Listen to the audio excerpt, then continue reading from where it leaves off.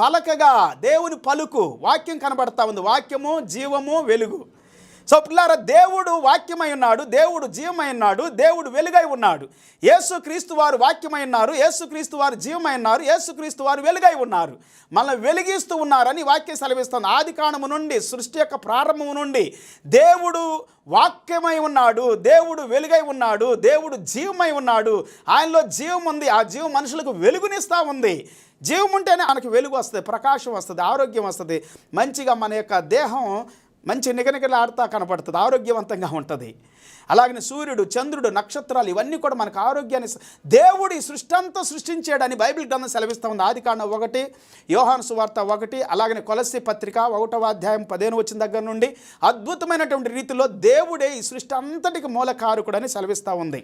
అపోస్తలుడైన పౌలు గారు రోమా పత్రిక 13వ అధ్యాయం 1 వచ్చిన దగ్గర నుండి చదువుకుంటే ప్రభుత్వాలు కావచ్చు, అధికారులు